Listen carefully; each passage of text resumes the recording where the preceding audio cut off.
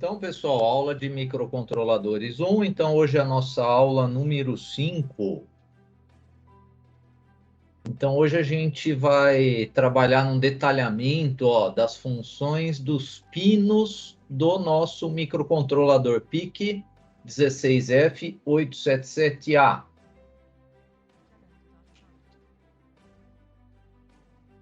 Então, olha só, o nosso PIC, que é o PIC que a gente está trabalhando para estudo, ele é o 16F877A, né? Então, ele tem vários encapsulamentos. Já já eu também vou falar um pouquinho dos encapsulamentos do PIC. Mais detalhes nós temos no datasheet, né, desses encapsulamentos. Então, ele tem um encapsulamento DIP, que é o Dual Inline Packed, de 40 pinos, que é o mais indicado para prototipagem, né, para experimentos, tá? Então, a gente usa esses padrões de encapsulamento DIP porque é um padrão que você consegue espetar lá na protoboard e criar protótipos com ele. Cada terminal ou pino tem uma ou mais funções, né? Então, vocês vão aprender hoje que cada terminal ele tem um significado, né, para várias funções. Então, tem um nomezinho lá separado por barra, né, cada terminal.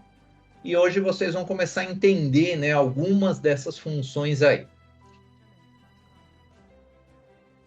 Primeiro, vamos falar dos encapsulamentos. Então, esse mesmo PIC, o 16F877A, olha só, ele tem 3 tipos de encapsulamento. Primeiro, quando a gente fala em encapsulamento, o que é um encapsulamento, né? Ele é um invólucro de proteção que ele vai envolver o chip de silício de um circuito integrado. Por quê? O circuito integrado, pessoal, ele está aqui no meio, ó, ele é pequenininho, tá? Ele não é desse tamanho, né? Existe, claro, depois esse circuito integrado que está dentro do encapsulamento, tem as ligações, né, com esses terminais aqui. Então, tem várias ligações aí para os 40 terminais, né, aqui no caso. Então, vai ter todas essas ligações. Qual que é a função principal aí dos encapsulamentos, né? Proteger o chip contra a umidade, corrosão e isolar os pinos. Por isso que os circuitos integrados, eles são bem projetados, né? E se o seu projeto for também, né, bem projetado, ele vai ter uma durabilidade praticamente infinita, né? Não vai dar falha nenhuma. O encapsulamento ele pode ser de diversos materiais. Então, nós temos o tipo metálico, tem o cerâmico e tem os poliméricos, que são os plásticos, tá? Então, o QFP, esse aqui é Quad Flat Packed, esse aqui é para tecnologias SMD. Esse aqui é encapsulamento cerâmico, né? Esse aqui usa o encapsulamento cerâmico. O DIP também, né? O DIP usa o encapsulamento, cerâmico, né? O Dual Inline Packed. Agora, tem esse aqui do meio, que é, Plastic Leadless Chip Carrier, PLCC. O PLCC, pessoal, ele é de plástico, né? Então, ele é de plástico. Então, esse tipo de encapsulamento, eu não posso soldar aqui. Se eu soldar aqui, o que vai acontecer? Vai derreter, né? Vai derreter, vai estragar aí o encapsulamento dele. Então, eu tenho que saber qual é a aplicação que eu vou ter para utilizar, né, um determinado tipo de encapsulamento. Tipo, o DIP é usado para prototipagem e até para projetos finais, claro, né? O QFP é o SMD, aí você já consegue diminuir o tamanho do seu projeto, do seu circuito, das ligações, né? Então, ele usa tecnologias SMD. E o PLCC, tudo bem, o encapsulamento dele é de plasma, mas como é que eu faço o encaixe dele? Como é que eu soldo esses pinos, né? Então, na verdade, a gente vai utilizar os soquetes, né? Então, no caso do DIP, eu tenho a opção de soldar, né, o CI com encapsulamento direto na placa, ou eu uso um soquete. O soquete facilita, né, manutenção, troca, né, futura, se tiver algum problema. Então, você vai colocar, claro, um soquete, principalmente para prototipagem, né? Para prototipagem, a gente sempre trabalha com um soquete. Lembrando que quando eu encaixo o soquete aqui, eu tenho que saber retirar depois o CI, né? Quando eu encaixo o CI no soquete, eu tenho que saber retirar. Existe uma ferramenta de extração de CI, né? Agora, se eu tirar com uma chave de fenda, está arriscado entortar os terminais. Tem que tomar cuidado, né, quando se usa uma chave de fenda para extrair o circuito integrado de um soquete. Agora, olha só, o PLCC. O PLCC, ele tem esse soquete. Então, para PLCC, eu sou obrigado a usar o soquete, né? Então, ele encaixa aqui sob pressão, né, como molas, né? Então, eu tenho molas de contato, eu encaixo o CI aqui, tá? No encapsulamento PLCC. Aqui, sim, o soquete, eu soldo ele, claro, na placa. Agora, o meu CI com encapsulamento PLCC, aí eu encaixo ele aqui com a mão.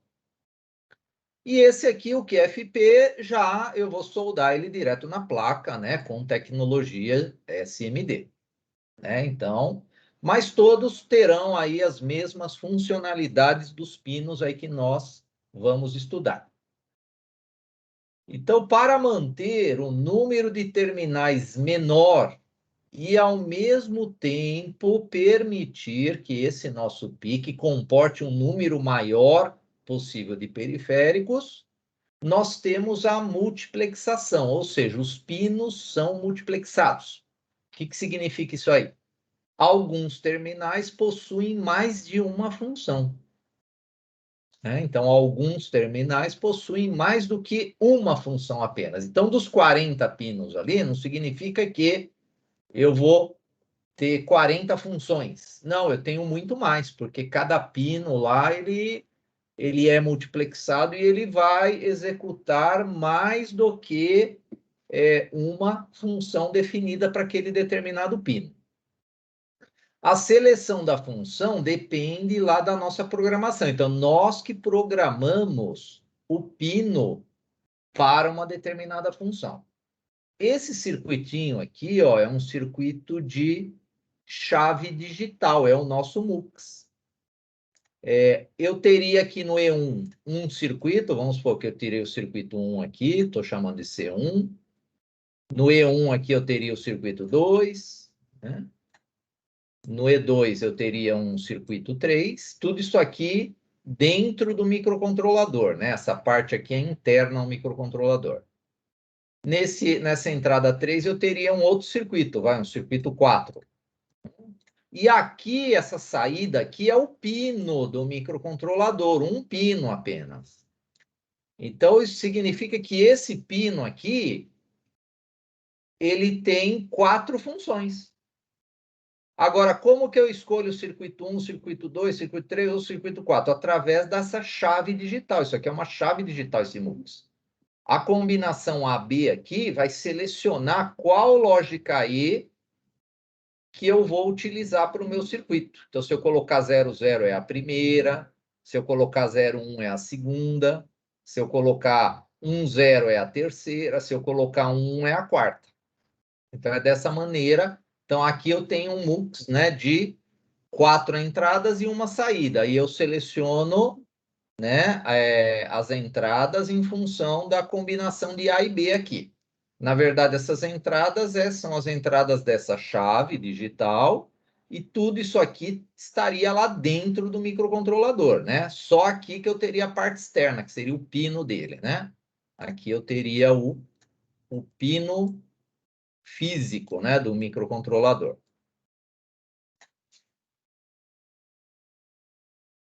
Então, vamos ver essa chave funcionando. Como é que funciona uma chave seletora digital? Ó, o circuito está aqui, depois quem quiser montar, né, esse circuito, dá para montar facilmente aí no Proteus, dá para montar lá no Multisim Live, né? Então, eu tenho ele aqui no Proteus, vamos fazer uma demonstraçãozinha dele. O que eu fiz? Eu coloquei um geradorzinho, ó, de sinais de 10 Hz, onda quadrada, na entrada T1. Então, a entrada T1 tem um sinal de 10 Hz, onda quadrada. No T2, nós temos um sinal também de onda quadrada de 50 Hz. E esse é o circuito da chave seletora, né? Só que essa chave seletora ela tem duas entradas, o T1 e o T2. E uma saída. Aqui seria o pino, né, do microcontrolador. E nesse pino eu estou medindo esses sinais aqui, ou T1 ou T2, para vocês visualizarem o funcionamento, né? E a chave que eu estou selecionando, ou T1 ou T2, é essa chavezinha aqui, ó. Né? Então, essa chave que vai controlar se eu vou escolher o circuito T1 ou o circuito T2. Eu liguei aqui um frequencímetro para a gente medir esses dois sinais aqui, pessoal. Vamos dar um play aqui no circuito. Olha só. Esse aparelhinho aqui é o nosso frequencímetro. Então, vocês estão vendo que ele está marcando 10 Hz, que é do sinal T1. Por quê? O pino de seleção dele, que é essa chave, é 0, tá como T1. 0 é T1, 1 vai ser o T2. E dá para visualizar um leve pisca-pisca aqui, né? Na entrada da lógica OU aqui, né? Então, essa lógica aí de cima, quando eu tenho o nível 0, né? Nessa entrada aqui, em função da minha chave, eu estou habilitando essa lógica aí, porque esse 0 inverte aqui. Eu tenho uma portinha inversora, né? Vira 1. Então, todo sinal que vier pela T1 sai na lógica OU aqui. Agora, se eu modificar a chave aqui, ó, vou ligar a chave. Olha só, eu liguei a chave, agora ele está comutando na minha saída aqui do pino do microcontrolador a frequência de 50 Hz, que é o T2. Né? Então, a entrada T2, que é a lógica E inferior. Então, a lógica E inferior agora, ela que está piscando. Ó. Ela começou a ter uma oscilação aqui, né? Está piscando por causa da frequência, inclusive.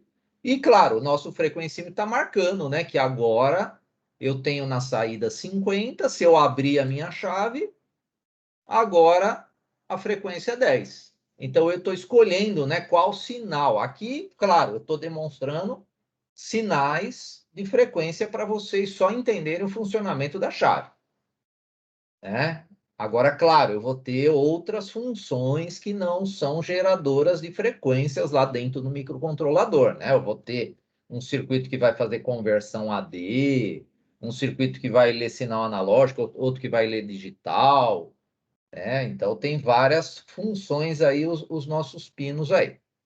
Bom, é um circuitinho só para vocês entenderem a chave seletora essa aí, tá? Dá para vocês fazerem ele facilmente aí no Proteus, tá? Quem quiser se desenvolver nessa parte também de circuitos digitais, né?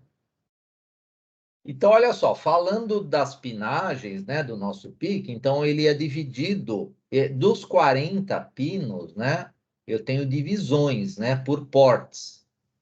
Inclusive, vocês já estão, né, com esse conceito de porte, né, dos pinos do microcontrolador.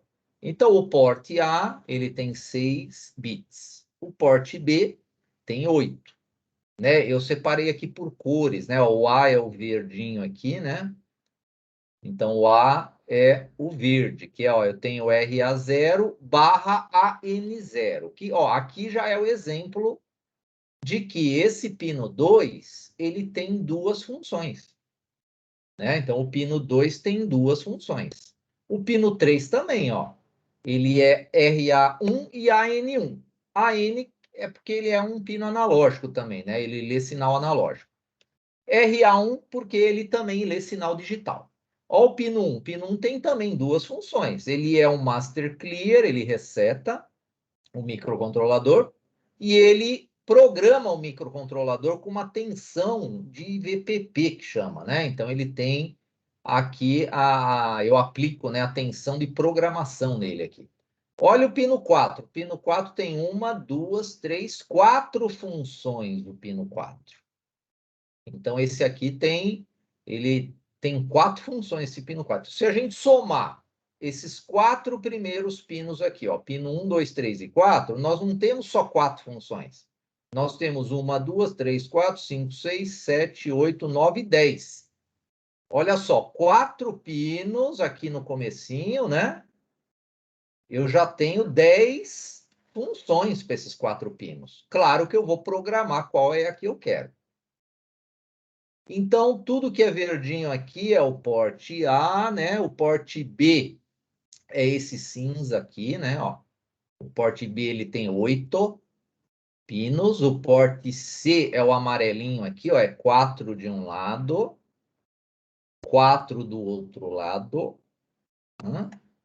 O D também tem um pouquinho aqui de um lado, um pouquinho do outro, e um grupo aqui de 4 pinos, para dar os 8, né? E o porte E tem 3. Olha lá, 3 pinos aqui. Então, dá um total de pinos de I/O, ou seja, pinos com funções, nós temos 33 pinos, que eu vou ligar sinais de entrada e saída, né? Agora, nós temos a alimentação, que aí são pinos exclusivos para alimentação, né? Que nem é o pino 32 e o 11 é o VDD. 31 e 12 é o VSS. 13 e 14 é o cristal. Pronto. E aí sobrou aí os nossos 30, e o pino 1 vai ser o Master Clear. Aí sobrou 33 pinos de I/O. A gente pode agrupar melhor esses terminais, né, quanto aos quesitos de alimentação. Então, é o 11, 12, 32 e 31. Quanto à entrada e saída, são aqueles 33. Quanto a clock, são esses dois aqui, né, ó, de clock. E de controle é o Master Clear aqui, né? De controle é o pino 1. Então, a alimentação, ele trabalha com tensões entre 2 e 5,5. Esse pique, né? Então, tem pique que trabalha com tensões até mais baixas, de 1,5 volt, tal, né? Então, tem que analisar aí, em função do projeto de vocês, qual é o pique que vai ser utilizado, até por quesitos aí de alimentação, né? Então, se for um projeto que usa bateria, pilhas, né? Então, fica mais fácil vocês trabalharem com tensões mais baixas. Esse nosso, ele é de 2 a 5,5, né, volts. Preferencialmente é 5, que é a lógica TTL, né? Ela vai facilitar o interfaceamento, né, dos circuitos usando os 5 volts com a família lógica TTL. O 32 e o 11, ó, já falei que a gente liga a alimentação positiva, e o 31 e o 12 é o negativo, né, o GND. Então, é preciso alimentar esses dois lados, tá? Não pode alimentar só um, tem que alimentar os dois. Então, nós temos aqui dados do nosso datasheet, né, que o 16LF, ó, o LF, ele trabalha com baixa tensão, esse aqui. Então, ele vai de 2 a 5,5. O F, né, o F, ele é de 4 a 5,5. Então, se vocês quiserem trabalhar com tensões de 2 volts, tem que comprar o 16LF. Né? Toda a linha LF vai trabalhar com tensões baixas, não só o 877A. Aqui nós temos um gráfico da frequência, né, que ele chega até 20 MHz, e ele mantém um intervalo de 4 a 5,5 para todo esse intervalo de frequência. Aqui nós temos o LF, ó, o LF já muda, né, pessoal? Então, até 4 mega, ele trabalha com 2, ó. O mínimo 2, o máximo 5,5. Agora, ó, conforme a frequência vai aumentando, que ele trabalha com no máximo 10, olha só, eu tenho que aumentar a tensão de alimentação dele, tem que ser 3. Então, dependendo da frequência, né, eu tenho variação da minha tensão mínima de alimentação dele. Isso é o LF. O F mantém constante aqui o intervalo entre 4 e 5,5. Então, sinais de entrada. Então, quando a gente fala de sinais de entrada, significa que o microcontrolador vai receber informações, e claro, do domínio eletrônico. Ele vai receber tensão e corrente nesses pinos aqui. Né? Então, sinais de entrada significa que o microcontrolador recebe informação. E ele recebe de quem informação? De diversos sensores, né, pessoal? Diversos sensores. Aqui tem botoeiras, tem sensores indutivos, capacitivos, ópticos, né? Aqui tem um conjunto aí com uma gama grande de tecnologia de sensor, mas todos esses sensores vão enviar para o microcontrolador no domínio eletrônico sinais. Aqui tem um sensor de corrente, ó, dá até para vocês observarem pela ligação aqui, né? O cabo que liga aqui, né? Então, é sensor de corrente, tem ó, sensor ultrassônico, tem sensores aqui ó, de tensão, temperatura e umidade, pressão. Ó, aqui, ó, sensor de chuva, né? Muito usado aí para projetos aí. Ah, começou a chover, fecha a janela sozinho, né? Para automação, né? Residencial, industrial, para detectar presença ou ausência de chuva, né? Então, tem várias tecnologias, né? Esses aí são só alguns exemplos.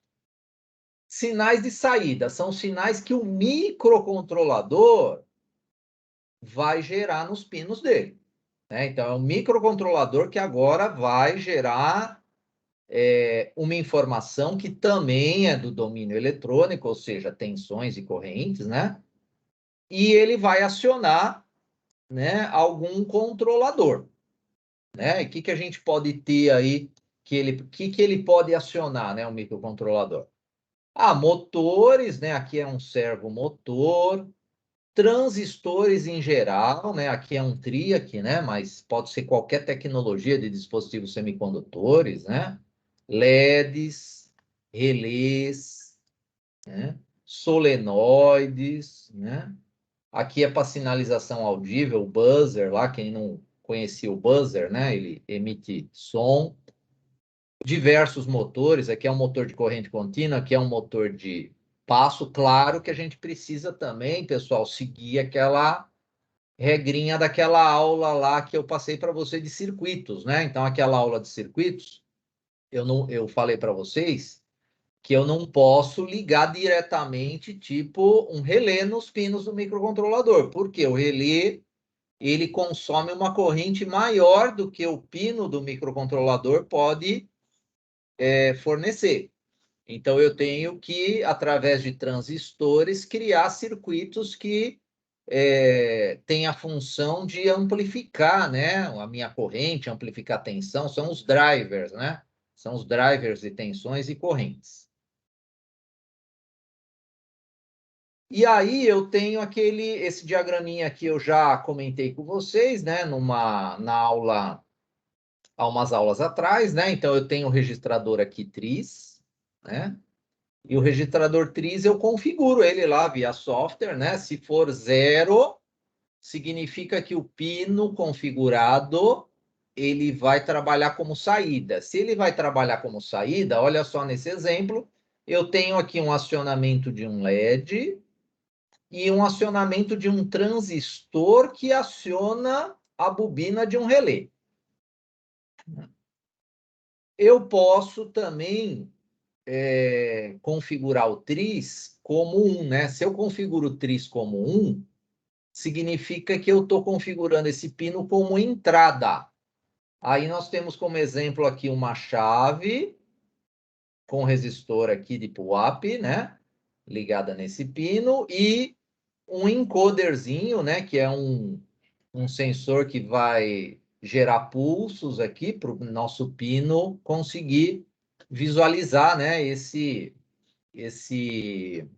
níveis, né? De pulsos e aí ele vai medir o intervalo, né, desses pulsos, aí ele tem dados de frequência, tem dados de período, aí dá para você determinar a velocidade de giro, né? desse disco aqui. O porte A, vamos falar um pouquinho, né, dos portes agora, separadamente. Então, o porte A, E3A, register, né, que é registrador em inglês, ele é bidirecional, ou seja, ele trabalha como entrada e saída, ele é de 6 bits, e ele tem entradas analógicas, né? Então, ele tem entrada e saída digital, e 5 delas são analógicas. Quais são as entradas analógicas? O bit 5, que é o RA5, né? O bit 3, que é o RA3, o bit 2, que é o RA2, o bit 1, que é o RA1, o bit 0, que é o RA0. Então, o porte A, ele tem 6 pinos. Dos 6, 5 são analógicos, ou seja, eles recebem também sinais analógicos. O porte B, ele é todo digital, ele também é bidirecional, significa que ele trata sinais de entrada e saída, né? Então, ele é totalmente digital, esse aqui, eu não posso ligar nada analógico nele, né? De 8 bits. E ele tem uma característica por possuir pull-up interno, né? Então, dentro lá do encapsulamento, existem os resistores de pull-up, né? Então, eu ligo, né? Quando eu ligo um botão sem resistor externo de pull-up, significa que eu estou usando um resistor interno. Então, o porte B é o único porte em todos os pinos, nos 8 pinos, que possui resistor de pull-up interno. Aí eu posso fazer essa ligação conforme nós estamos utilizando no desenho aqui, né? Conforme está mostrado aqui no sistema. E ele trabalhando como saída, né? Aqui seria ele trabalhando como entrada, né? Input aqui, ó, né? Esse lado aqui. O lado direito seria o odd output aqui, né? Então ele está controlando um LED aqui. Ele também, né? Eu posso configurar ele como saída e ligar LEDs nele. Como é que eu trabalho com esses resistores de pull-up interno? Eu tenho que ligar, porque por default eles vêm desligados, né? Então, para ligar ele, eu tenho que configurar o registrador de nome Option Reg, que é esse aqui, ó. E o bit 7 é o bit que controla justamente o enable e o disable desses resistores de pull-up. Se eu colocar 1, é disable. Se eu colocar 0, é enable. Então, para ativar resistor de pull-up, eu tenho que escrever essa ação aqui, ó, lá no setup.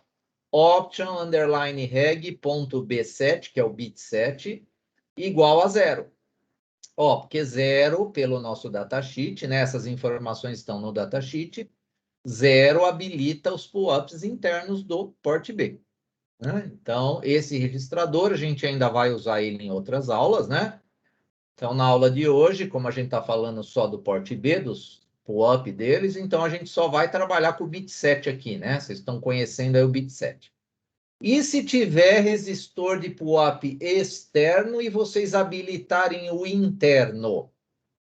Funciona, sem problema nenhum. Só que o consumo energético aumenta, porque você está ligando o resistor externo e interno, né? Então, está passando corrente por ele lá.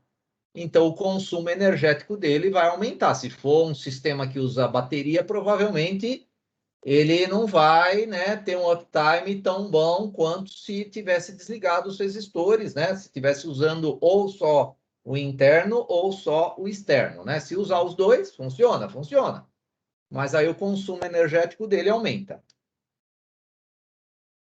O porte B também, eles são, esses pinos, eles são comumente utilizados para botões, até por questões do POAP, né? E B vem o B de botão também, né? Então já até ajuda a lembrar, né? Qual que é o porte que tem POAP interno? É o B de botão, né? Então eu posso fazer uma ligação desse tipo aqui, que é um teclado, né? Então eu tenho um teclado aqui, ó, com 4 vezes 3, 12 teclas. Só que aí eu uso 7 pinos. Vocês viram? Com os 7 pinos eu consigo controlar 12 teclas, né? Então, para teclado é interessante a gente usar, né, esse tipo de ligação. Claro que esse tipo de ligação eu preciso ter o nosso código, ele tem que estar gerando lá uma varredura desses teclados aqui, né? Então, tem uma rotina específica para a gente trabalhar com teclado. Agora, eu posso ligar um botão assim, ó. Se eu ligar o botão dessa maneira, significa que eu estou com o POAP habilitado, né? Porque eu não posso ligar o botão desse jeito se não tiver POAP interno habilitado. O port C, ele também é totalmente digital, bidirecional, de 8 bits. Novamente, bidirecional porque ele trabalha também com uma entrada e saída. O port dele também é totalmente digital, bidirecional, de 8 bits, né? Então, trabalha com entradas e saídas digitais. E o port E, ele é bidirecional, 3 bits, e ele tem também, desses 3 bits, eles trabalham tanto quanto como entrada e saída digitais, como entradas analógicas. Então, esses 3 bits do port E, né, eles trabalham esses 3 bits do port E, mais os 5 do port A, dão um total de 8 entradas analógicas, né? Então, o nosso microcontrolador, ele tem 8 pinos que eu posso ligar sinais analógicos neles. Agora, será que é tão importante esse sinal analógico? Vocês, futuramente, né? A gente ainda vai falar desse assunto aí. Claro que é, né? Porque a maioria dos transdutores dos nossos sensores são analógicos. Então, a gente precisa, né, ter como ler sinal analógico, né? Mas 8 já é mais do que suficiente para um projeto. Se precisar de mais, tem que trocar de microcontrolador ou utilizar conversores ADs externos, né? Aí dá também para fazer ligações de conversor AD externo, né? Mas o port ele tem 3 bits, os 3 trabalham com entrada e saída digitais e também como entradas analógicas. Que são aqui, ó, o RE2, que é o bit 2, o RE1, que é o bit 1, e o RE0, que é o bit 0. Então, quando a gente fala de sinal analógico ou digital, é importante a configuração correta, porque se eu tenho um pino aqui, ó, né, e eu estou usando um sinal analógico nele, né, eu estou ligando esse sinal analógico nesse pino aqui. Eu tenho que configurar primeiro esse pino como entrada, né? Então, a entrada vai ser 1. Então, vai ser essa chavezinha aqui para baixo, né? Porque aí eu vou entrar com o meu sinal aqui, né? E aí ele vem para o circuito de entrada. E no circuito de entrada, eu tenho que configurar uma outra chave, que no nosso caso é o ADCOM 1, né? Esse aqui, esse exemplo aqui usa o Ancel, tem muitos muitos microcontroladores que usam o registrador Ancel, que tem a mesma função do ADCOM 1. Que função é essa? Informar se o pino está recebendo um sinal analógico ou digital. É essa a função do Ancel. Nesse exemplo que eu estou dando, o sinal é analógico, né? Então, se o sinal é analógico, a chavinha tem que estar aqui para baixo também, ó. Porque, ó, o sinal analógico, ele tem que passar por um processo de conversão AD, que é conversor analógico para digital, para a CPU conseguir entender, né, o sinal. Agora, se esse sinal aqui da entrada, ele não fosse, né, analógico, ele fosse digital, aí a gente ia usar o circuitinho de cima aqui. De cima, não. Continuava aqui o de baixo, que é a entrada, né? Porém, essa chave que a gente ia ligado de cima, né? Porque, ó, esse de cima, ele trata já um sinal digital. O tris, então, estando configurado em 1, é entrada, mas eu poderia mudar ele para 0, né? Se eu mudasse ele para 0, ele ia pegar o circuito aqui da saída, né? Ó, esse output aqui, ó, e ele ia colocar uma informação de saída aqui nesse pino aí. A maioria dos pinos, eles têm um shimmy trigger. Então, a porta shimmy trigger é projetada para aceitar sinais cuja transição é lenta e garante na saída nível lógico livre de oscilações. Por quê? Olha só, o que é uma transição lenta? É essa rampa aqui, ó. Essa rampa aqui é uma transição lenta. Essa transição lenta, na lógica TTL, ela pode cair naquela região de indeterminação, ou seja, não sabe se é 0 ou não sabe se é 1. Então, aquela região que a tensão está passando pela transição, né, do 0 para o 1, é uma região que os circuitos digitais podem perder a lógica deles. Então, para ficar mais rápida essa transição, nós usamos as portas shimmy trigger. Essa aqui é uma porta inversora, né? Então, vocês estão vendo que ela está indo para o nível alto, a saída vai para nível baixo, né? Ó. E aí, enquanto ela está em alto, né? A saída está em baixo, porque é inversora, né? Depois, ó, a entrada vai para nível baixo, numa transição lenta, né? Mas o shimmy trigger, ele coloca uma transição alta aqui na saída.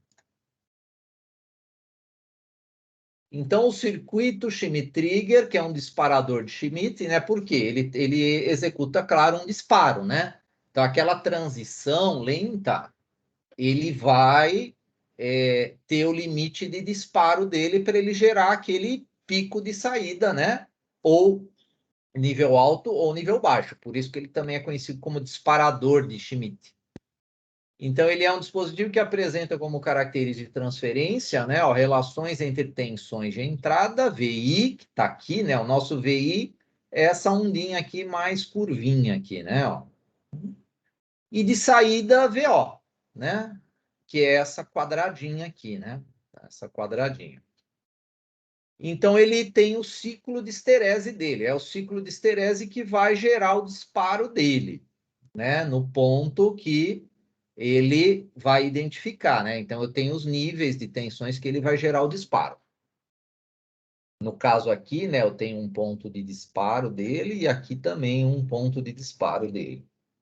Em geral, essa característica é incorporada a circuitos que implementam funções lógicas básicas, resultando em inversores shimmy trigger, portas NAND, NOR, shimmy trigger e tem essa aqui que é inversora também, shimmy trigger, tem a direta também, né? E geralmente é o ST, ST é de shimmy trigger. E eu posso alimentar ele com tensões diferentes da de TTL. Vamos supor que eu pegue um shimmy trigger e alimente ele, mesmo que o meu sinal de entrada é TTL, a minha saída ela pode ser, sei lá, de 15 volts, de 12 volts, né? Aí ele comuta a saída para esse nível de tensão que eu quero. Aqui tem um exemplo que ele também limpa ruído excessivo, né? Então, o shimmy trigger, ele, ó, se eu tenho muito ruído aqui, né? Aqui vamos supor que aqui vai ser o meu VI, né? E aqui, esse de baixo, o VO. O VO. Então, ele limpa todo, né, ruído excessivo também dos sinais. Isso aí é muito interessante para circuito digital, para a gente não ter erros lógicos. Então, para entender também melhor o shimmy trigger, é bem fácil, pessoal, a gente pegar lá o nosso Proteus e montar um circuitinho desse aqui, ó. Vamos lá. Vamos lá para o Proteus agora. Deixa eu fechar esse circuitinho aqui, né? E vamos pegar o do shimmy trigger aqui, ó. Vamos pegar aí o circuitinho do shimmy trigger para a gente analisar ele. Vamos dar um zoom aqui para melhorar a visualização. Aqui, pessoal. Então, eu tenho aqui, ó, uma porta NAND Schmitt Trigger. Então, eu curto-circuitei as duas entradas. Ela fica como se fosse uma inversora, né? Fazendo isso aqui. Se você pegar uma NAND e curto-circuitar a entrada, você tem uma porta inversora aí, né? Então, eu tenho aqui o VIN e o Vout. Olha só, no VIN eu estou colocando um sinal senoidal de 10 Hz. Vamos ver o que vai acontecer aqui na saída? Claro que agora a gente tem que usar um osciloscópio. Olha só. Pelo osciloscópio, vou até fazer o one shot aqui, ó, que fixa melhor a resposta que nós temos aqui. Então, eu tenho na entrada, olha só, uma onda senoidal, e olha só o que aconteceu na saída, uma onda quadrada. Olha só que legal, pessoal. Então, vocês estão... acho que deve ter gente pensando, então é assim que os geradores de sinais, eles funcionam, né? Quando você seleciona lá senoide, onda quadrada, onda triangular, eu tenho nos geradores de sinais um sinal padrão. E esse sinal padrão eu posso integrar ele, eu posso derivar ele, eu posso passar por um Schmitt Trigger. Então vocês estão vendo que a gente vai ter características diferentes de sinais de saída, né? Então uma ideia também para vocês, para projetos futuros, até para TCC, ó, é criar circuitos microcontrolados, geradores de sinais. Porque o gerador de sinal, pessoal, é um instrumento de laboratório que ele é caro. Se vocês comprarem ele, ele é caro. Agora, para vocês fazerem um projeto desse microcontrolado, não sai caro, né? É conhecer teorias, claro, né? Saber programar um microcontrolador, dá para vocês trabalharem com projetinhos bem interessantes de instrumentação, né? Então, a nível de instrumentos aí de laboratório é um custo bem baixo, né? Fazer geradores de sinais. Claro que aí o microcontrolador vai controlar a frequência, vai controlar a amplitude, né? E aí outros circuitos vão mudar a forma de onda dele, né? Então, tem várias implementações que é possível vocês fazerem. Podem medir o consumo que ele está fornecendo de corrente, né? Então, você tem um medidor lá de consumo de corrente, níveis de pico, pico a pico, tudo digital, né? Numa telinha de LCD. Então, fica projetinhos bem interessantes aí também, né? Como ideia aí para vocês. Então, esse é o Schmitt Trigger, né? Então, vamos parar aqui esse circuito por enquanto, né? E vamos voltar para a nossa apresentação. Quem quiser também fazer, bem tranquilo aí, tá? Aqui, pessoal, nós entramos numa etapa que é a função. São várias tabelas, tá? Eu não vou ficar falando pino a pino, né, para vocês o que significa, e uma que isso aí com o tempo vocês vão, né, sabendo, né, funções de pinos. Pintou uma dúvida, tem que saber, né, onde procurar a função desses pinos, porque tá tudo no datasheet, tá? Mas o que eu quero passar para vocês é o seguinte: essa tabela ela tem o número dos pinos, tem o tipo, né? ST, pessoal, é Schmitt Trigger. Então, significa que o pino 1 ele tem um Schmitt Trigger na entrada, tá? O pino 2, lá, ele já é digital TTL e é analógico, né? O pino 3 também, né? O pino 4 também, ele é, ó, digital e analógico. E ele também tem mais duas funções, ó. Entrada de tensão negativa para o conversor AD e saída de tensão para comparadores analógicos. Então, ele tem mais funções. Então, essas tabelas, elas têm essas descrições aí para vocês, tá? De todos esses pinos aí, dos 40 pinos, né? Só voltando aqui, né? Ó, pino 11, alimentação positiva, pino 12, a negativa. Ó, o 13 e o 14 é o cristal, né? Que a gente vai utilizar. E o 15 e 16, pessoal, também eu posso, ó, entrar com um cristalzinho externo, tá? Mas isso aí é quando a gente for estudar o timer 1. Pino 17 já começa, ó, o 18, né? Desculpe, o 18 tem o SCL, que é usado para comunicação I2C, o SCK, que é usado para SPI, né? Então, são pinos para comunicação e para I/O digital também, né? Todos que tiver PSP é para dados no modo paralelo, né? Que aí começa o 19, 20, PSP0, PSP1, PSP2, 3. E olha só, continuação da comunicação I2C é o SDA. O SDA também é um pino que é usado juntamente para a comunicação I2C e o SDI para o SPI, que é um outro modo de comunicação juntamente com o SDO, né? SPI também. Então, são pinos que têm funções agora de comunicação, né? Esses aí. Comunicação serial é o que a gente mais vai utilizar, porque é uma comunicação bem prática da gente trabalhar. A maioria dos projetos usa esse padrão de comunicação serial. É um padrão industrial, né? Então, é um padrão bem utilizado, essa comunicação serial. E é esse TX e o RX, né? É pinos 25 e 26, tá? Então, além deles trabalharem como pinos de I/O digital, eu sempre reservo esses pinos para comunicação, ou seja, eu não uso esses pinos para ligar LED, para ligar botão, para ligar sensor, nada. Eu sempre deixo eles separadinho nos meus projetos, que são esses dois pinos que eu vou usar para comunicar. Mesmo para comunicar, tipo, com uma plaquinha Wi-Fi, o ESP8266, né? Então, tem que separar esses dois pinos aí nos projetos aí para comunicação, né? Estamos aqui no, ó, 31 e 32 é o GND e o positivo, né? Ó, aí começa o 33 até o 39 é o porte B. Então, no porte B, esse pino 33, ele também aciona uma interrupção externa, né? Então, uma interrupção externa, eu uso o pino 33, né? Ele já tem botão ligado nele, né? No nosso kit. O pino 33, a gente usa ele para o 36, né? É para uma programação em baixa tensão e CSP.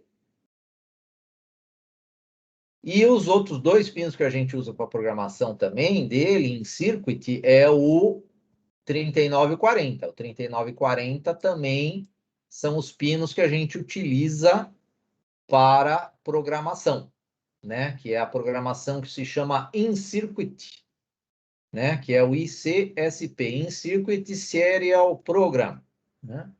Então, quem vai gravar futuramente um chip, um microcontrolador, o gravador de microcontrolador, ele vai sair lá dois fiozinhos que vai ligar nesses pinos aqui, vai ligar também no pino 1, que é a tensão de programação, e ele também fornece alimentação, se quiser, para o microcontrolador. Então, essa parte teórica de pinagens terminou. Agora eu vou falar um pouquinho, revisar novamente alguns códigos fonte em C, aqueles códigos mais básicos. Então, quem ainda não pegou o jeito da linguagem C, pessoal, a linguagem C é isso aqui que eu tenho repetido toda a aula, né? Então, a linguagem C, a princípio, eu tenho o meu bloco principal, que é o void main. Main é principal em inglês. E esse bloco é dividido em setup, né, que é onde a gente faz aquela configuração de pinos para como entrada, como saída, níveis lógicos iniciais, pinos digitais e analógicos, que a princípio a gente só usa esse valor 7, que a gente transforma todos aqueles pinos analógicos em digitais, né, colocando esse valor 7.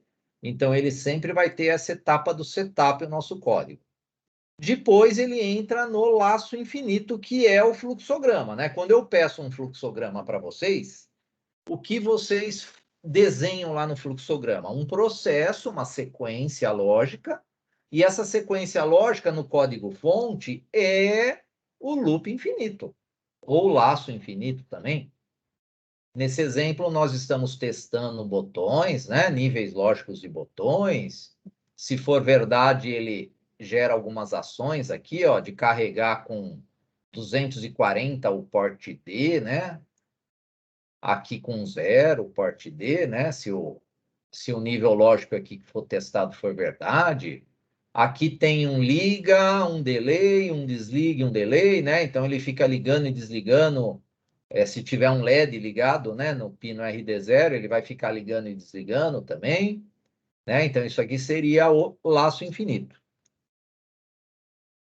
E aqui nós temos aqueles dois códigos básicos que a gente começa sempre nas primeiras aulas, né, com esses códigos aí, que vocês já conhecem, né? Então olha só, o fluxograma, ele representa o código fonte no laço infinito, né? Esse liga, aguarda, desliga e aguarda, porque é um liga e desliga, né? O que está sendo pedido aqui, ó. Ao ligar o microcontrolador, o LED 1 liga durante 1 segundo e desliga durante 1 segundo, repetindo esse ciclo infinitamente. E aqui nós temos um LED ligado no pino RD0. Então, eu preciso conhecer a descrição narrativa, preciso conhecer o circuito e preciso montar um fluxograma. Com isso, nós conseguimos montar um código-fonte. Então, o código-fonte para essa solução, ele tem aqui o void main e tem aquela divisão do setup, né, que é a parte de cima que é o setup, e o laço infinito, vou chamar aqui de LI, é a parte de baixo. O fluxograma é esse LI, né? O laço infinito, ó. A ação de ligar, a ação de esperar, a ação de desligar e a ação de esperar. Aí ele repete isso aqui, né? Aí ele volta e fica repetindo infinitamente essas ações. E aqui no começo tem que configurar o pino RD0 como saída, né? Com 0. E o port, que é o registrador que determina o nível lógico do pino, foi inicializado com 0, né, no setup. Temos o exemplo 2, que é aquele teste de botão, ou seja, se pressionar o botão, liga o LED. Se tirar o dedo do botão, aí você desaciona o botão, o LED desliga. Então, o fluxograma é esse aqui, né? Então, o fluxograma agora, como nós temos a decisão, a estrutura de decisão, então tem a pergunta, né, na estrutura de decisão. O botão CH1 está acionado? Se sim, tem que gerar a ação de ligar. Acende o LED. Se não, a ação de desligar e ele volta a testar, né? Infinitamente. Esses aqui são os laços de repetição, né? Esses retornos aqui. Agora o circuito entrou um botão com resistor de pull-up ligado no RB1 aqui, ó. Então significa que se o botão tiver do jeito que ele está aqui, aberto, eu tenho nível alto aqui, né? Nível 1. Se eu fechar o botão, se eu pressionar o botão, eu vou ter nível de 1, ele vai para 0, né? Nessa condição aqui, ó, dele fechado.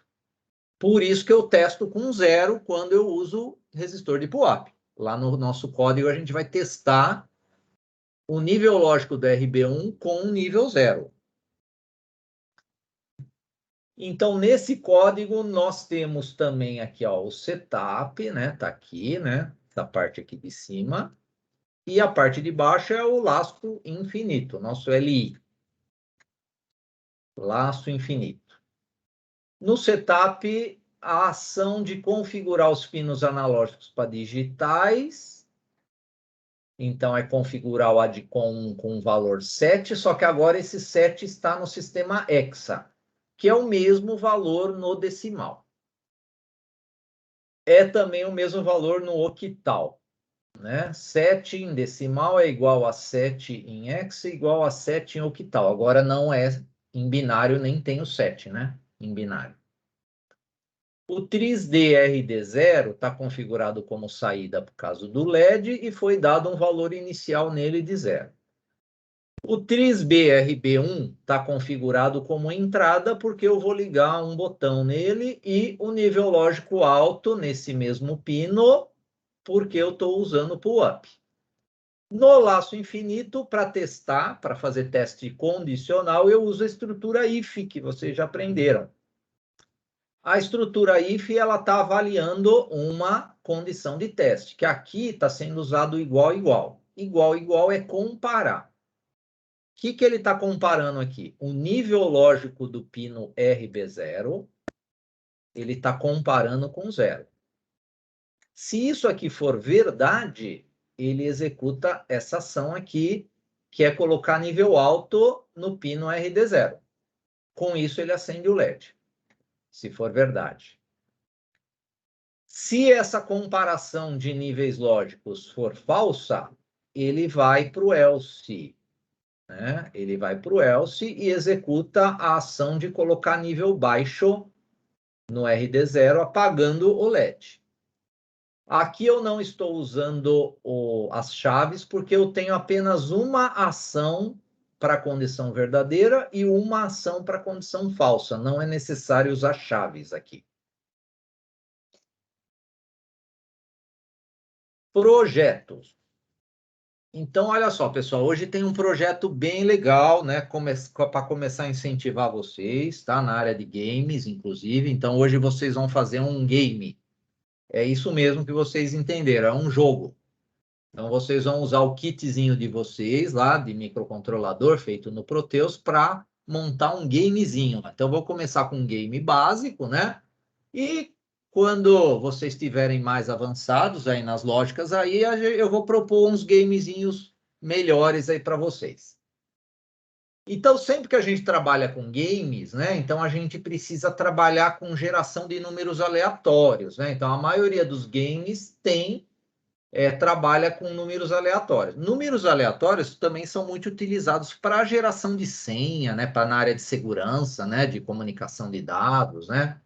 Então, é a parte de números aleatórios. O micro-C, ele tem uma função que se chama rand, né? E é justamente essa função que vai gerar os nossos números aleatórios, né? É uma equação, é uma função matemática que gera números aleatórios. Existem várias, né, equações matemáticas que geram números aleatórios, tá? Então, quem gosta dessa área de números aleatórios, tem muita pesquisa aí para vocês fazerem aí, né? Tem várias teorias aí de numerações aleatórias. Mas a função rend, o que ela faz, né? Então, olha lá, antes vamos completar aqui, deixa eu ler esse textinho aqui. Geração de números aleatórios é um assunto amplamente estudado e que tem aplicações em várias áreas, né? Como eu já falei para vocês. Números aleatórios usados em computadores comuns não são verdadeiramente aleatórios, sendo por isso chamados de números pseudo-aleatórios, né? Então, para eles serem verdadeiramente aleatórios, eu vou ter que trabalhar com uma semente, que é um assunto também da próxima aula, tá? Então, hoje eu não vou falar de semente, de número aleatório, mas a semente é a função srand. Se alguém quiser já ir estudando esse assunto, né?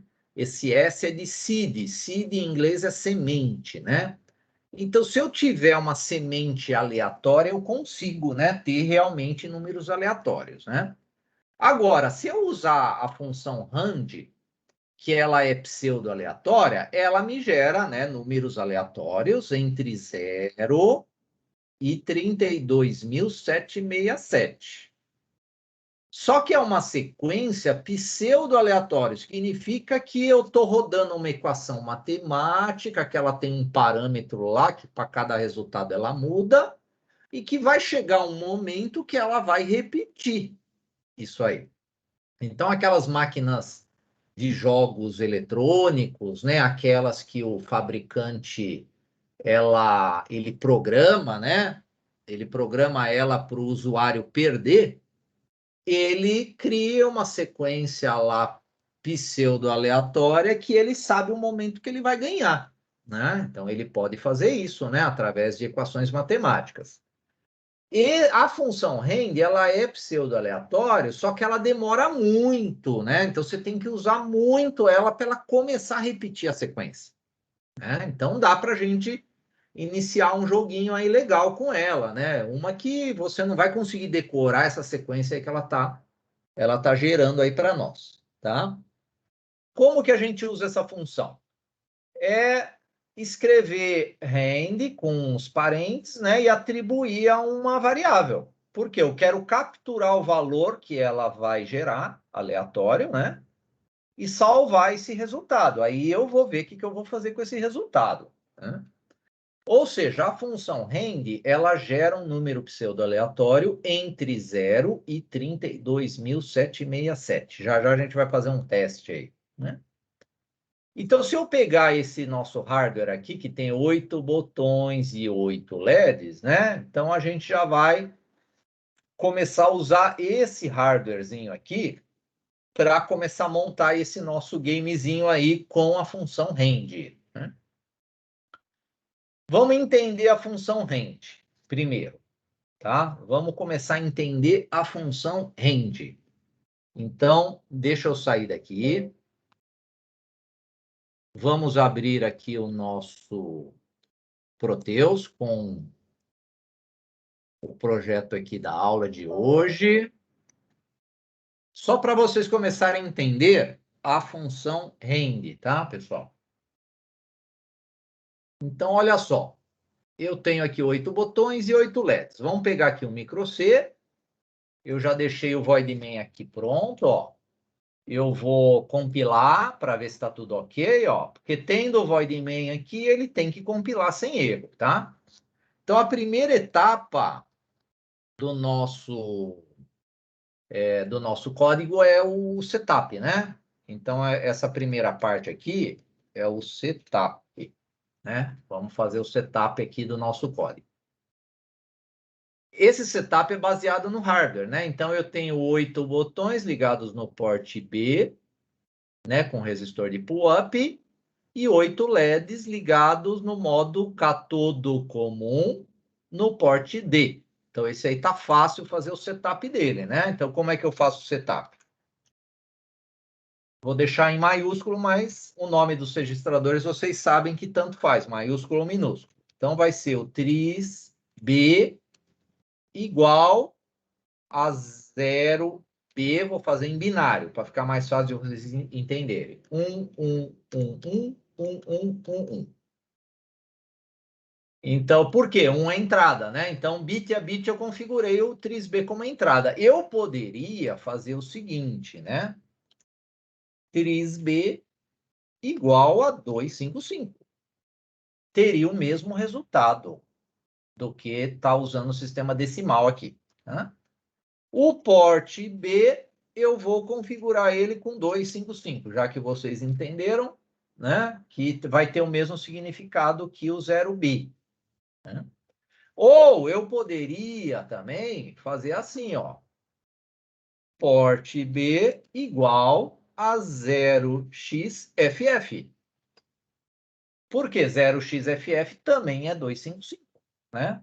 Então, poderia também configurar dessa maneira. Vamos configurar o tris-D como saída, né? Então, saída vai ser 0B, 00, 00, 00, 00. E vou dar um valor inicial no port D de 0 também, né? Ou seja, 0, se eu escrever aqui só 0 no decimal, é a mesma coisa que eu escrever tudo isso aqui em binário, que é 0, né? Esses 8 zeros, quando eu escrevo 0 no port D, é a mesma coisa, né? Eu poderia escrever, também vai, tris D igual a 0x00, né? 0x00 também é essa sequência de zeros aqui, né? O ADCOM não é necessário aqui, mas vamos colocar o ADCOM 1 igual a 0x07, que é ele configura, né, todos os pinos para digitais. Configura pinos analógicos para digitais. Professor, Oi, pode falar. o Adcom você também consegue usar ele bit a bit? Também, poderia pôr bit a bit aqui, ó. Vamos colocar bit a bit. Então, em vez de 0x, eu vou colocar 0b, 00000111. Aí, ó, tá em binário. Ah, não. Eu digo assim, você colocar só algumas portas em analógico ou digital. Sim, sem dúvida. Aí você tem que entrar no capítulo 11 do nosso datasheet, mas a gente ainda vai ter essa aula, tá? Ah, tá bom. Beleza. Mas isso aí é do capítulo 11 do datasheet. Agora, pessoal, fizemos o setup, né? Vamos para o laço infinito. Laço infinito. É a próxima parte aqui, que é o laço infinito. Então, o laço infinito a gente usa o while 1. Abro as chaves, ó, dou uns enter, fecho as chaves e vamos colocar as ações aqui, né? Então, vamos fazer o seguinte, a gente vai usar a função rend, né? Então, eu vou declarar uma variável aqui, ó, depois do main, tá?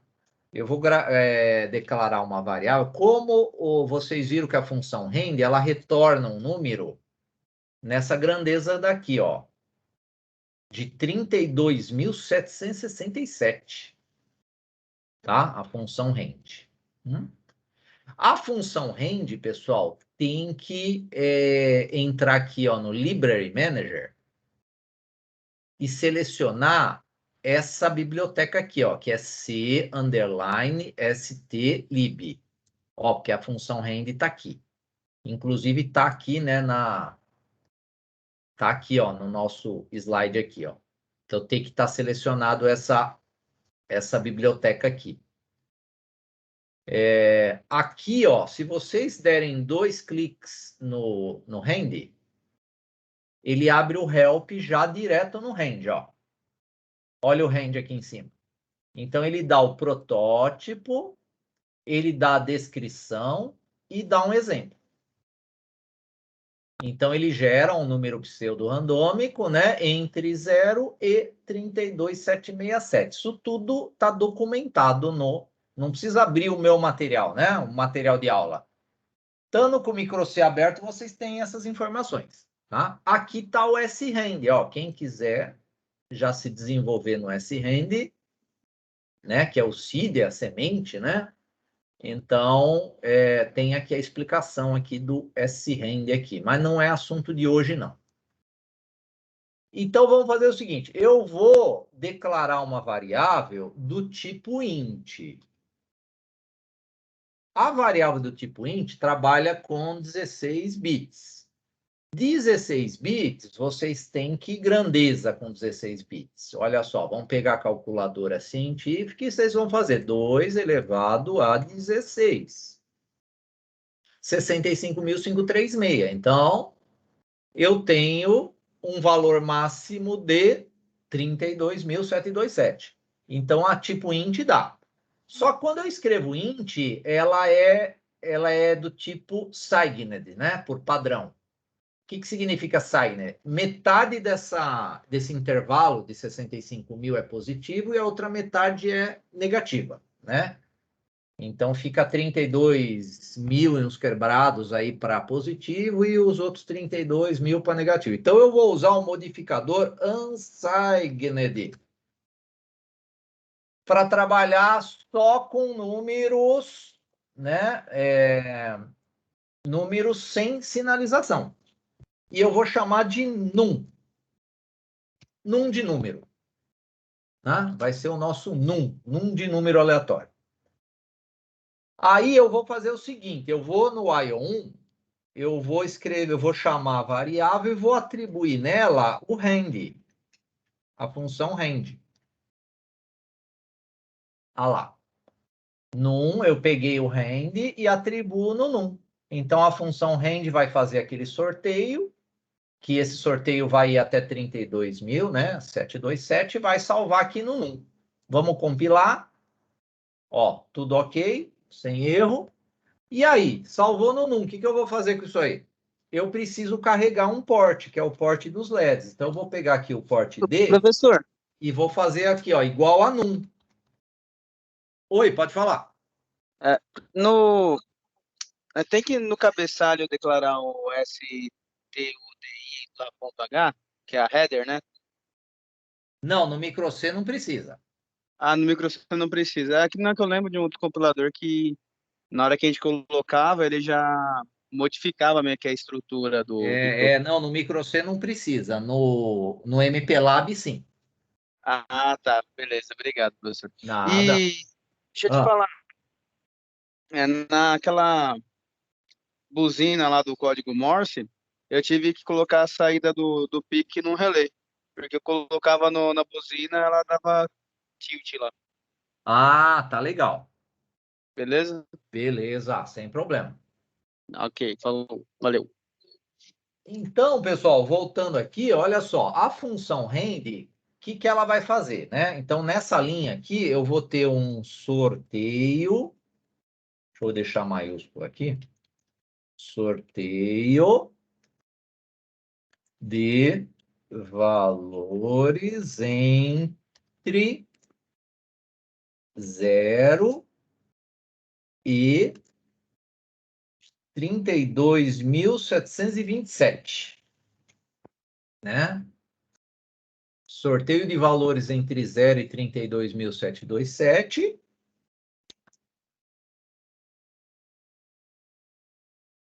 Salvando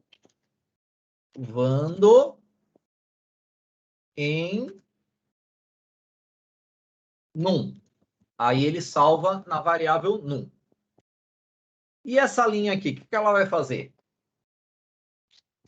Carrega resultado da variável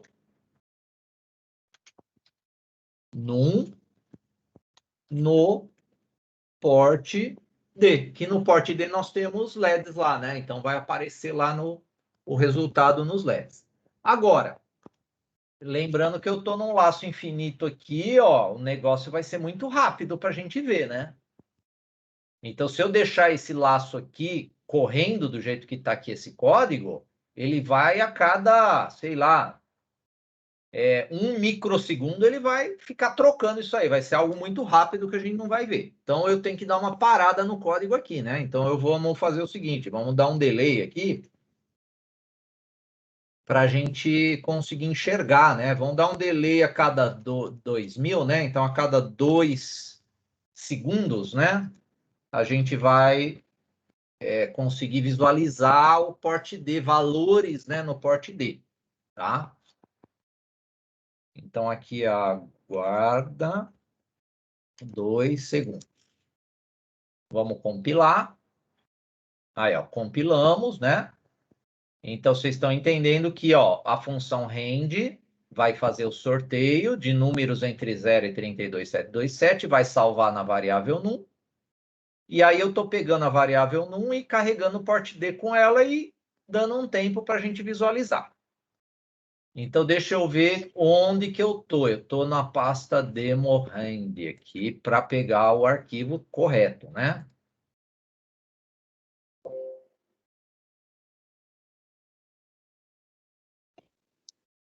Professor, Oi. mais uma dúvida aqui. Por exemplo, que nem a variável int no Silent, né, ela vai ter 32.000 tralalá de variáveis possíveis. É, quando isso joga no port D, como que ele reflete nos LEDs? Porque pela CE8, né, não deveria ter só 256 combinações diferentes? Não, ela está carregando, é que é o seguinte, a variável num tem 16 bits, só que os LEDs têm 8, ele só está pegando os 8 bits menos significativos desse Tá, resultado. entendi. Ela está pegando Entendi os agora. 8 bits menos significativos do resultado. Agora eu compreendi, obrigado.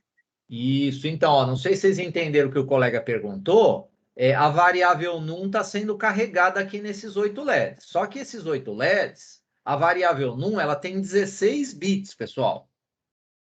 Então, eu só tenho 8 aqui. Então, ela está pegando os bits menos significativos, que é o bit 0 até o bit 7. Mas tem ainda o bit 8, 9, 10, 11, 12, 13, 14, 15. Que ele não está sendo representado aqui. Eu poderia pegar mais um port com 8 LEDs, né? Carregar mais 8 LEDs aqui e ter a informação completa, né?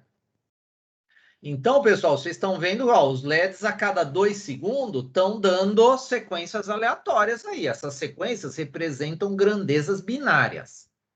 Lembrando que o LED aceso é 1, o LED apagado é 0, né? Então, se a gente estivesse trabalhando com 8 bits aqui, apenas, né? Então, que nem aqui, eu teria, né, uma sequência de 0 e mais 7 uns.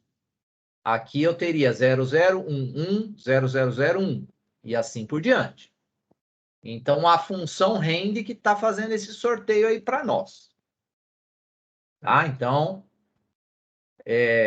essa etapa aí da função rend para vocês entenderem. Deixa eu ver aqui, beleza. Né? O que a gente pode melhorar esse código é o seguinte, vamos colocar um botão também, né? Para a hora que eu apertar o botão, ele faz o sorteio, se eu quiser, para não ficar constantemente aqui, né? Ó, fazendo sorteio a cada 2 segundos, a hora que eu aperto um botão, ele faz o sorteio aqui. Tá? Só que é o seguinte, vamos começar a deixar o nosso código mais fácil de entender. Como é que eu vou fazer agora? Ó, pessoal, eu vou usar a diretiva define, tá? Então, o que é a diretiva define? Vamos antes falar um pouquinho da diretiva define. Ela troca o nome do pino do microcontrolador por um outro nome definido pelo programador. Como é que eu faço isso aí? Eu ponho o jogo da velha, define, B0 é o nome que eu escolhi. Espaço, port b.rb0. Significa que eu estou trocando o nome port b.rb0 por B0 apenas. Aqui eu estou trocando o nome port d.rd0 por L0. Então, lá no código, em vez de eu ficar escrevendo port b.rb0, olha só, eu coloco só B0. O compilador, ele faz essa associação para nós depois, tá? Isso aqui é uma das facilidades das linguagens de alto nível. Tá? Mas vamos ver lá na prática lá. Vamos colocar aqui, ó, no nosso código, vamos usar esse código aqui para ir melhorando ele durante a aula aí, ó. Então, eu vou colocar jogo da velha, define. Aqui eu vou usar o botão 0 mesmo, vai ser B0, o nome que eu vou dar. E ele está em que pino que eu vou colocar esse botão? No port b.rb0. Se o seu código tiver várias associações com esse pino, né, e você precisar mudar esse pino, você vem aqui e só muda aqui. Não precisa mudar em todo o código, né? O pino também tem essa praticidade, tá? De você trabalhar com essas diretivas aí de pré-processamento. Isso aí é uma diretiva de pré-processamento. Outro define que nós estamos usando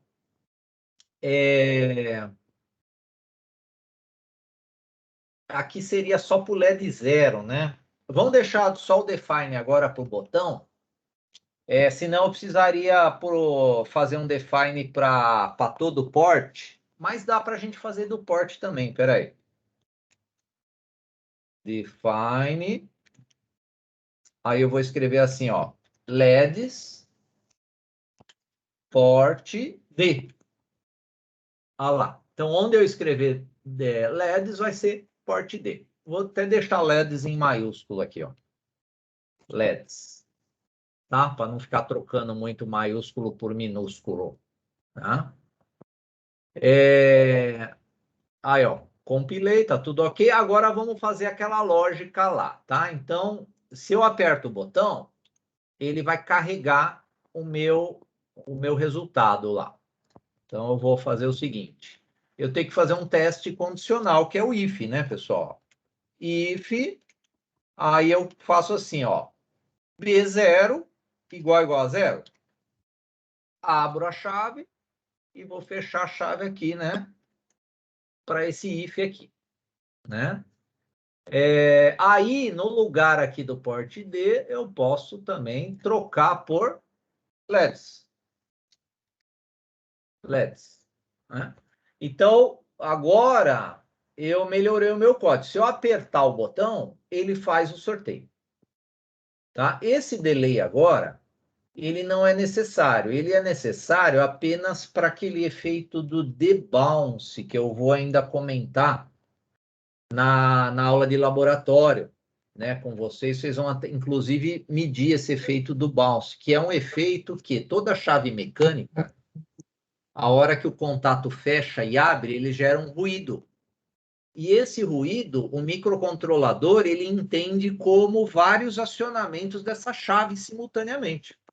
Esse ruído, ele dura em torno de 100 milissegundos. Por isso que a gente faz um delayzinho aqui para parar o código durante 100 milissegundos, para o ruído ele parar de existir, né? Então a gente para um pouquinho o código para o ruído parar de existir. Mas é um assunto também que a gente vai estudar ainda. Então agora esse delay ele tem uma função que se chama de bounce, tá? Ele vai tirar o ruído da minha chave. Ah lá. Professor. Oi. Por acaso, se eu definir todas as saídas port D como LED e eu quiser identificar uma depois no programa, eu tenho que colocar LED.RD e a porta que eu quero? Sim, aí você coloca o bit, né, dela. Ah, Aí tá, você obrigado. coloca, faz associação ao bit. Não, entendi, então, obrigado. Então, pessoal, agora, ó, o nosso código ele continua fazendo um sorteio, só que só quando eu apertar o botão, né? Então, vamos lá. Eu não vou carregar o código X novamente, porque no Proteus, como eu carreguei aquela primeira vez, eu não mudei o diretório, então não precisa, basta eu parar a simulação e iniciar ela novamente, né? Então, tá aqui todos os LEDs desligados, eu vou apertar aqui o B0. Olha lá, apertei o B0, ele fez um sorteio e fica parado nesse sorteio. Vou apertar de novo o B0, olha lá, ele fez um outro sorteio, olha lá. Cada vez que eu aperto o B0, ele me faz um sorteio. Então, melhoramos aí o nosso código e vocês aprenderam a diretiva define, tá? Continuando aqui, vamos ver o que temos na sequência agora, né? Depois do define. Olha só, legal. Isso aqui também é lógica que vocês vão usar bastante, hein, pessoal? Função rand, ela gera números entre 0 e 32.767. Como que eu faço para trabalhar com intervalos diferentes? Tipo, entre 0 e 9. Eu não quero entre 0 e 32.767. Eu quero entre 0 e 9. Eu quero que ela me dê apenas esses resultados. Ela vai sortear o 0, o 1, o 2, o 3, o 4, o 5, o 6, o 7, o 8 e o 9. Como que eu faço isso? Temos duas respostas para isso. Pode ser que tenha mais soluções aí, né, matemáticas para isso. A primeira é fazer uma regrinha de 3, limitando 32.767 em 9 e o valor do rand vai ser x. Isolo o x vai ser rand vezes 9 e divide por 32.767. Então, se você montar essa equaçãozinha lá, você limitou o seu resultado x entre 0 e 9. Uma segunda resposta, que é mais fácil, é usar o operador percentual. Porque o operador percentual, ele pega o resto da divisão. Ele pega o resto da divisão. Então, na divisão, nós temos o divisor, o dividendo, o quociente e o resto. Então, ele pega o resto da divisão. Aí vamos pensar no seguinte: quando vocês dividem um número por 5, o resto da divisão Ou é 0, ou é 1, ou é 2, ou é 3, ou é 4. Não pode ter restos maiores que 5. Se vocês dividirem um número por 3, qual que vai ser o resto dessa divisão? Ou é 0, ou é 1, ou é 2. Então, eu usando o operador de resto, eu consigo agora pegar o resto da divisão e limitar os meus valores entre 0 e 9, pegando o resto de 10.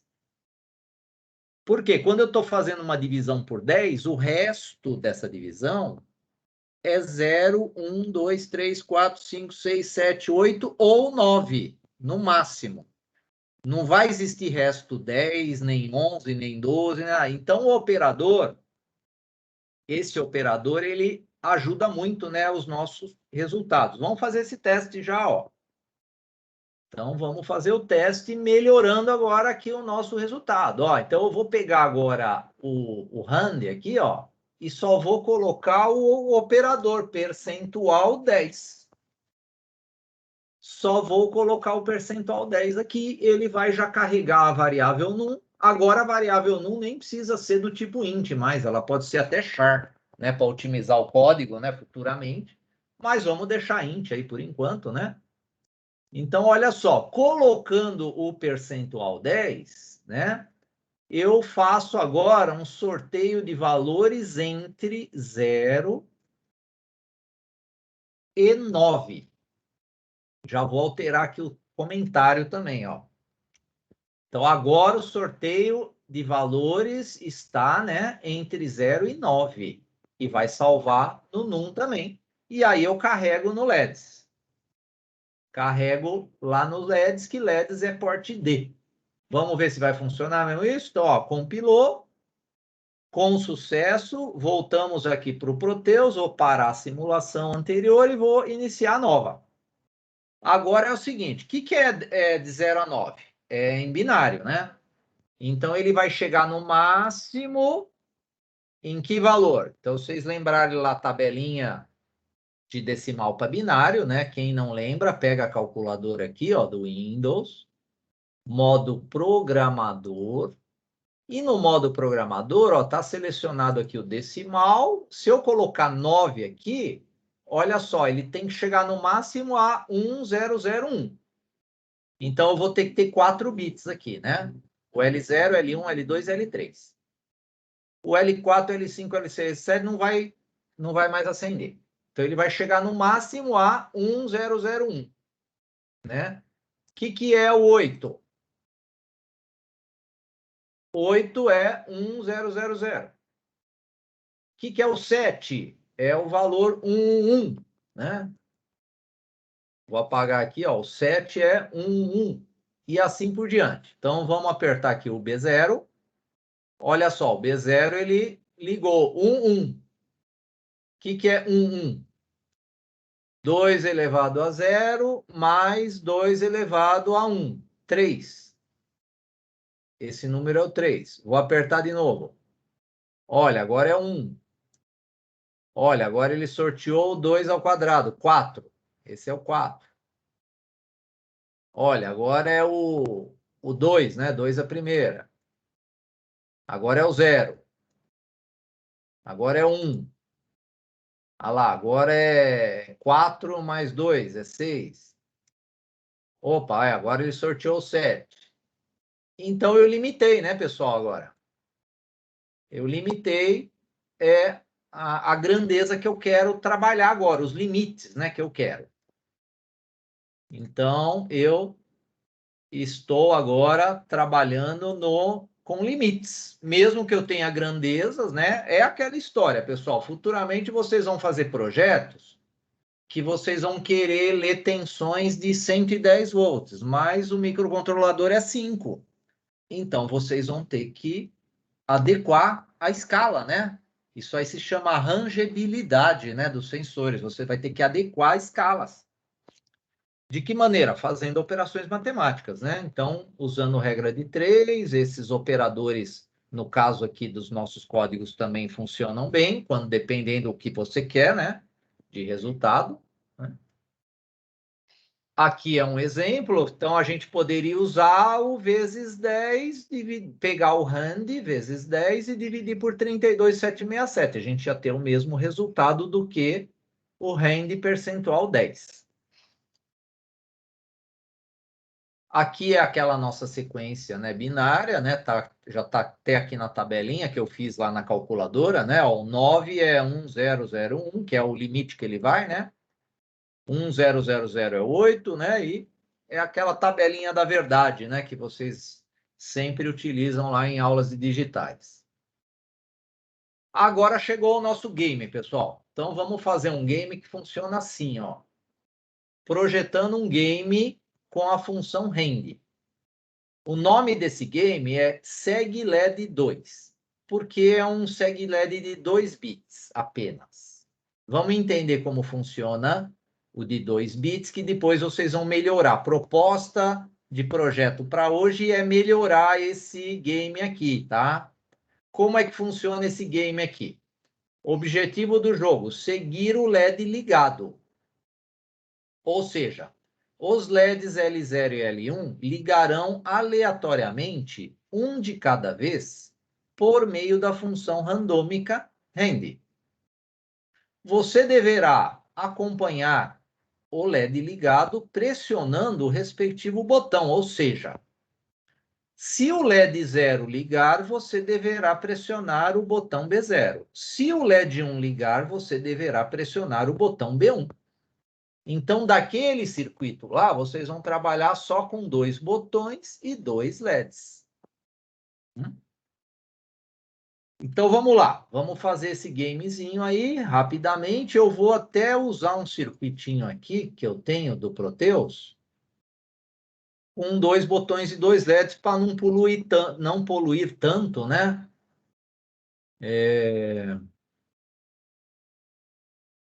Acho que é esse aqui, ó. Deixa eu ver o negócio. As ligações, vai ficar mais claro aí para vocês aí. É esse aqui, ó. Então, é aquele circuito, eu tirei lá 6 botões, só deixei o botão B0, o botão B1, o LED 0 e o LED 1. Então, primeira etapa lá no nosso código, então eu vou usar esse código também para melhorar, para fazer esse nosso gamezinho aí, tá? Então, vamos fazer o seguinte. No define, eu vou agora criar o label B1, que vai ser o port B.RB1. Eu vou criar o define para o L0, que é o port D.RD0. E vou criar também o define para o L1. L1, que é o port D.RD1. Então, no nosso código, em vez de eu escrever port B, RB0, port B, RB1, port D, eu vou escrever B0, B1, L0, L1. O compilador, depois, com essas informações, ele que coloca no código executável essas informações aí para nós. Tá? O TRIS-B agora, ele, como eu só tenho 2 botões, ó, eu posso fazer isso aqui, ó.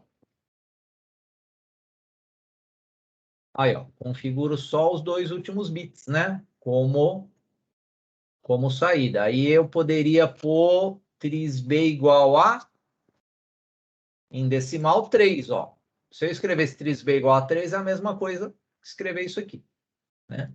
Aqui eu já vou pôr port B igual a 3, né? Em hexa é 03, em hexa, né? O TRIS-D são os LEDs, já vou deixar tudo como saída, né? Todos os pinos, e nível inicial 0 também neles.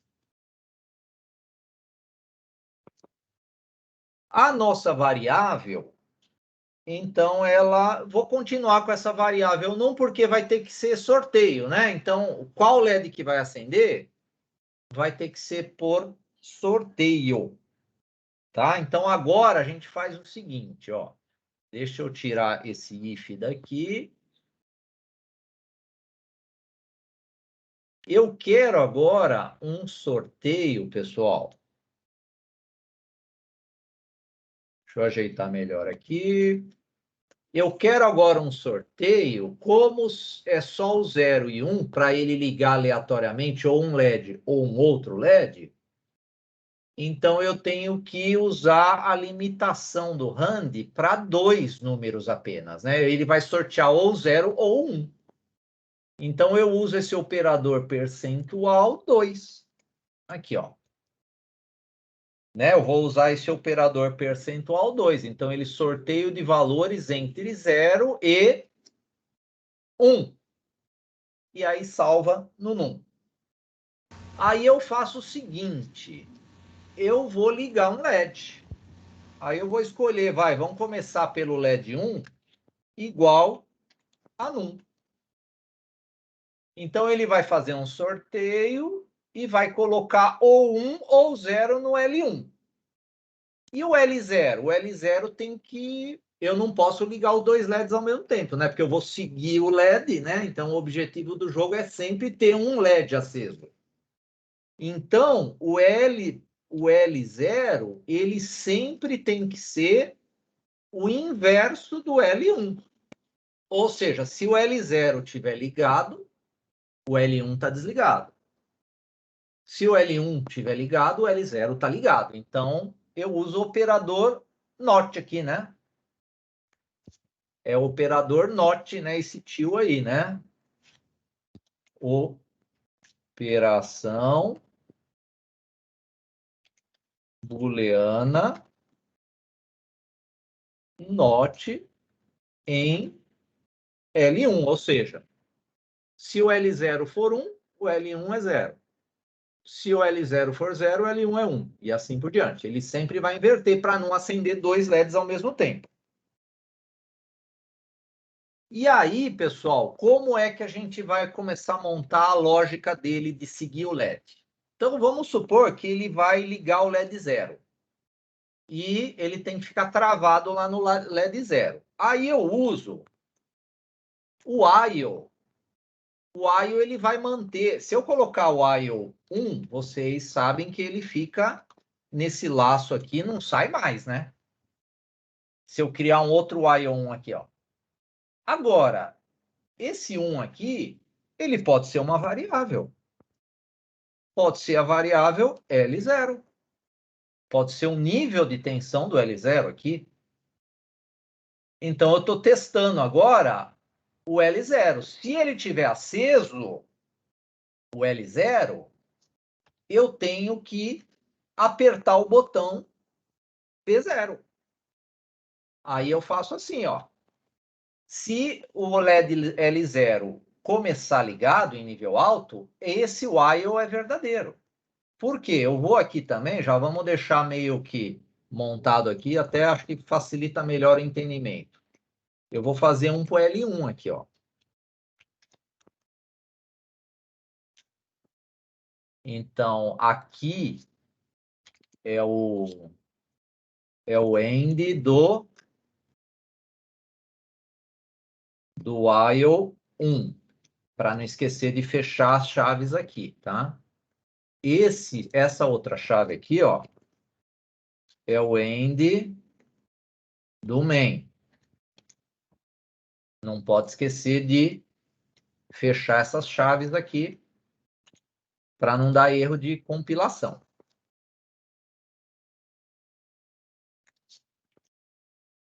Aqui, ó, né? Então eu tenho aqui esse aqui, ó, é o end do while do L0. Esse aqui é a chave, né, que termina o while do L1. Então a estrutura é essa aqui. Eu tenho um while aqui, ó, para o L0 e um while para o L1. Quando que o código fica travado no L0? Quando o L0 for 1, ele fica travado aqui dentro. Quando que o nosso código fica travado no L1, no while L1? Quando o L1 for 1. Então, se no sorteio o L0 for 1, ele já entra nesse while aqui e eu tenho que testar o meu botão, que é B0 igual a 0. Se isso for aí, eu vou ter que apertar esse botão, né? Botão B0. Deixa eu ver aqui se eu coloquei... eu tinha colocado a letra O, né? Em vez do 0 aqui no B0. Então, se eu pressionar o botão, o que ele tem que fazer? Ele tem que apagar o LED 0. Então, L0 igual a 0. E aí ele sai desse while, né? Ele sai desse while. Se, ó, eu estou mudando dentro do laço que ele estava travado, que é o L0. O L0 era 1. Se eu mudei ele para 0, então significa que ele vai sair desse while aí. Eu vou colocar o delay para o código ficar mais estável em função do debounce, tá? Pode ser um delay de 50 milissegundos. Às vezes o Proteus ele fica meio instável se não colocar esse delayzinho aí.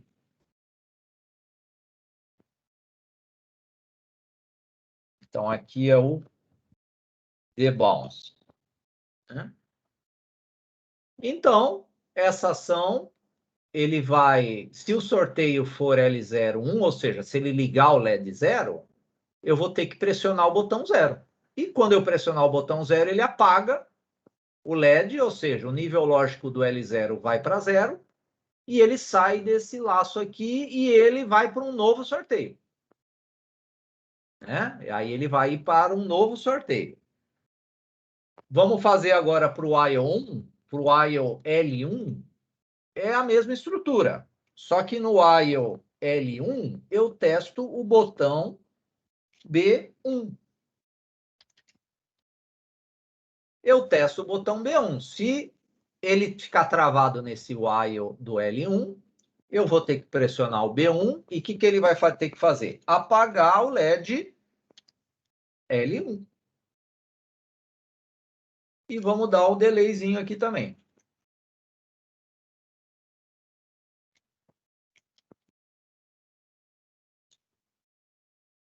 Então tá aí o nosso game, o primeiro game, pessoal. Então o primeiro game é esse aqui, segue LED de 2 bits. Vamos ver, vamos compilar, né? Aí, ó, compilamos sem erros. Agora vamos testar ele aqui que tá menos poluído, né? Esse circuito que eu tirei lá o restante dos botões. Vamos ir naquela pastinha que tá demo hand, né? Ó.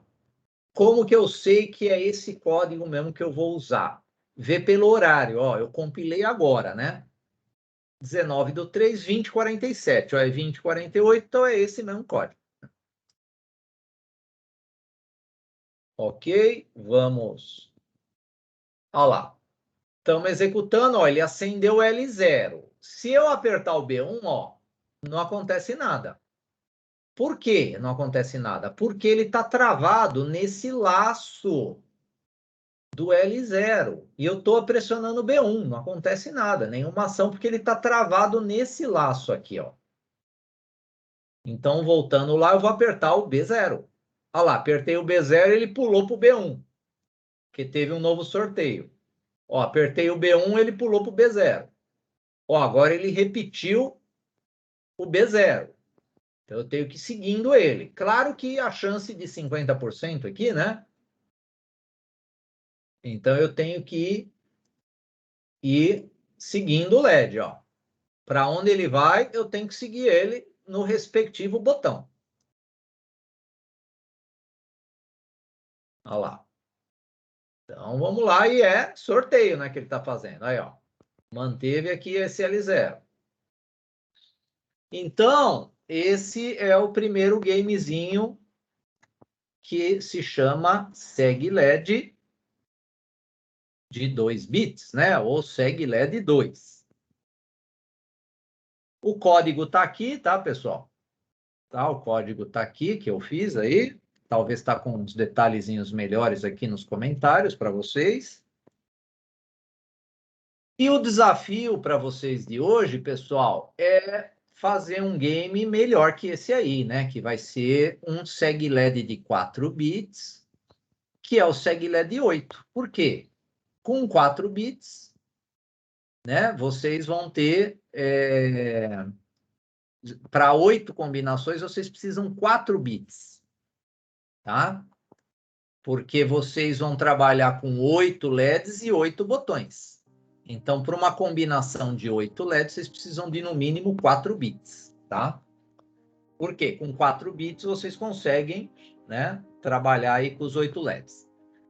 Então, a lógica é a mesma, só que agora tem 8, né? Agora o jogo vai ficar melhor, né? Então, você vai ter que ir acompanhando o LED aqui, tá? E com isso, vocês estão criando habilidades, né, de linguagem C, de estruturas aí de programação, porque, claro, esse jogo aqui, ele pode ser melhorado, né? Eu posso criar um placar de acertos e de erros em função do tempo, né? Então, eu posso criar aí um limite de SegLed e marcar o tempo desse limite.